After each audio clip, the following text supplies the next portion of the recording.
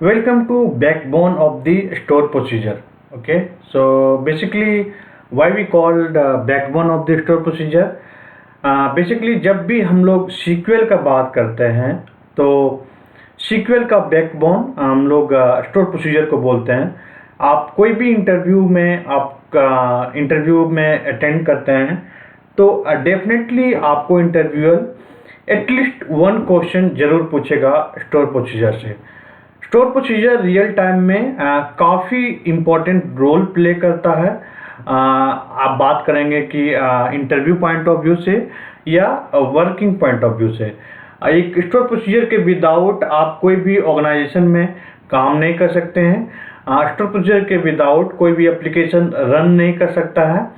एक काफ़ी डिपेंडेंसी होता है। तो एक मेजर टॉपिक हम लोग स्टार्ट कर रहे हैं वीडियो नंबर 48 से, जो बेसिकली नेक्स्ट आप अराउंड 10 वीडियो आप देखेंगे जो स्टोर प्रोसीजर पे ही मैं हर एक पार्ट को अलग कर करके मैं काफ़ी बारीकी से समझाने की कोशिश किया हूँ ताकि आप कोई भी इंटरव्यू क्वेश्चन मिस ना हो जाए। कोई भी रिक्वायरमेंट का क्वेश्चन, रिक्वायरमेंट का सिनेरियो बेस सॉल्व ऐसा नहीं हो कि सॉल्व ना कर पाएँ।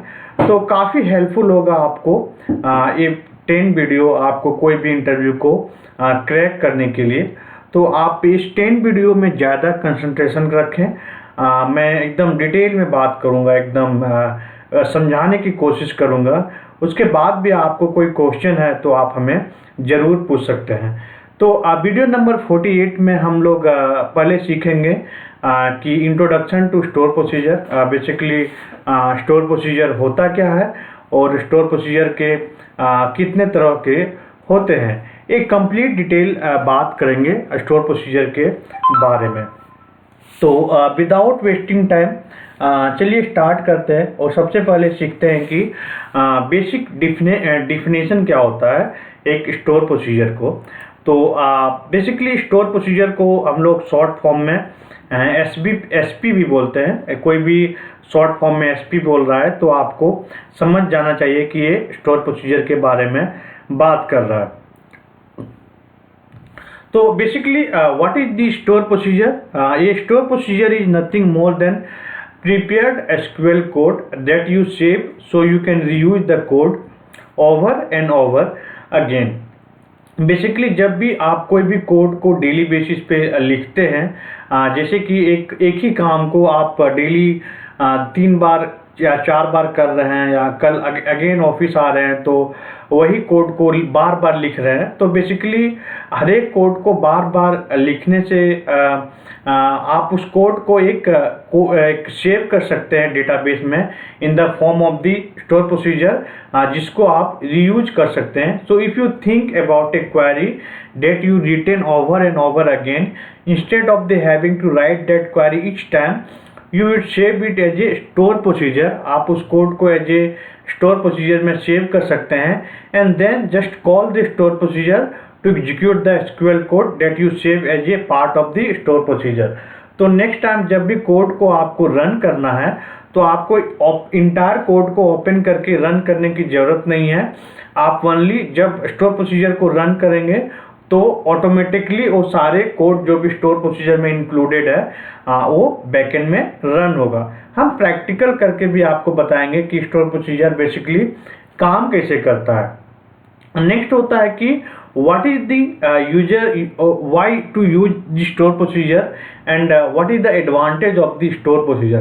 एक बहुत ही important इंटरव्यू क्वेश्चन है कि what is the advantage and what is the disadvantage of the store procedure।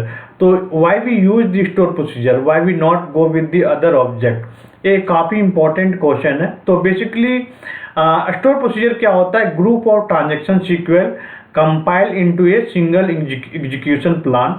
हम एग्जीक्यूशन प्लान का ऑलरेडी वीडियो अपलोड कर चुके हैं। आप एग्जीक्यूशन प्लान का वीडियो जाके अंडरस्टैंड कर सकते हैं एग्जैक्टली एग्जीक्यूशन प्लान होता क्या है। तो बेसिकली स्टोर प्रोसीजर क्या करता है, कंपाइल करता है कोड को और एक एग्जीक्यूशन प्लान में कोड को रन करता है। उसके बाद store procedure R code block in a database server. It is a pre-compiled entity, and that is, it is compiled at once and can be used again and again. So basically हर एक बार store procedure क्या होता है, compile नहीं होता है, एक बार कंपाइल होता है और उसको अगेन एंड अगेन हम लोग यूज कर सकता है स्टोर प्रोसीजर। तो ये बेसिक रिपीटेबल चीज़ जो काम नहीं करता है, इसीलिए परफॉर्मेंस वाइज काफ़ी बेटर होता है store procedure. With help of the store procedure, a group of SQL statement can be execute sequentially. आप बहुत सारे आपके पास यदि कोड है तो by using the store procedure, कोई ग्रुप का है स्टोर प्रोसीजर, जैसे कि मल्टीपल स्टोर प्रोसीजर है, उसको एक स्टोर प्रोसीजर में आप कॉल करके सारे कोड को एट ए टाइम रन कर सकते हैं। और उसके बाद जो होता है, to supply data procedure we must have the use parameter in a procedure and the store procedure are parameter mapping concept. तो बेसिकली हम लोग जब भी स्टोर प्रोसीजर के थ्रू हम लोग पैरामीटर स्टोर प्रोसीजर क्रिएट कर सकते हैं, जो कि मैं नेक्स्ट वीडियो में बताऊंगा कि पैरामीटर स्टोर प्रोसीजर क्या होता है, विदाउट पैरामीटर स्टोर प्रोसीजर क्या होता है। तो मैं जस्ट आइडिया देता हूं कि पैरामीटर वैल्यू होते हैं जब भी, जैसे कि आप कोड को रन कर रहे हैं तो आपको हर एक आवर में frequently suppose location wise data चाहिए, लाइक इंडिया का, दिल्ली का लोकेशन का चाहिए, बेंगलोर का चाहिए, हैदराबाद का चाहिए। तो कोड में आपको क्या करना है, सिटी को हमेशा चेंज करना पड़ेगा, बट वही कोड को आप यदि स्टोर प्रोसीजर में कन्वर्ट कर दिए हैं तो आपको एक जगह पैरामीटर चेंज करना है तो पूरे वैल्यू सब जगह अपडेट हो जाएगा और आपको आउटपुट में जहाँ लोकेशन पुट करेगा वहाँ का डेटा देगा। तो ये बेसिकली मेजर एडवांटेज होता है स्टोर प्रोसीजर का। उसके बाद होता है in parameter mapping front end and procedure parameter name type and direction must be same and where the front end parameter length should be less than to equal the procedure parameter length. Okay, so basically जब भी आप कोई भी application में के through data insert करवा रहे हैं टेबल का, या कोई भी एप्लीकेशन को थ्रू डेटा रिट्रीव करा रहे हैं, तो बेसिकली जब भी हम लोग डेटा रिट्रीव करते हैं या इंसर्ट करते हैं टेबल में प्रोसीजर के थ्रू, तो फ्रंट एंड एप्लीकेशन के थ्रू, तो वहाँ पे जो बीच में होता है वो स्टोर प्रोसीजर को कॉल करते हैं। तो काफ़ी यूजफुल होता है स्टोर प्रोसीजर कोई भी एप्लीकेशन को बनाने में। To run any value from the store procedure, we can use the return value. Okay, return basically the return any value from the store procedure, हम लोग एक कीवर्ड यूज करते हैं, वो रिटर्न स्टेटमेंट होता है। तो ये मेजर एडवांटेज होता है स्टोर प्रोसीजर का।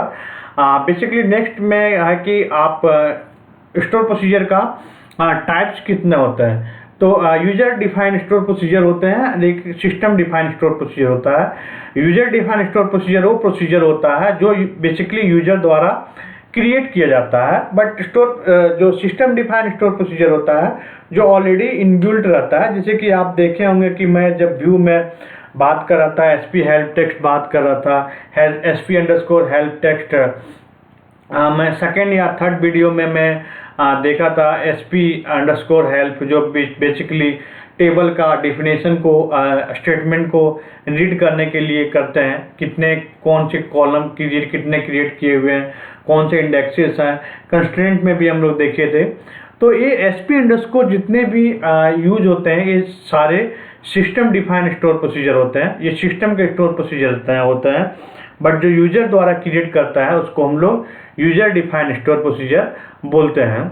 उसके बाद जो होता है यूजर डिफाइंड स्टोर प्रोसीजर में दो तरह का होता है, एक विदाउट पैरामीटर स्टोर प्रोसीजर होता है और एक विथ पैरामीटर स्टोर प्रोसीजर होता है। तो basically with parameter and without parameter हम डिटेल में बात करेंगे।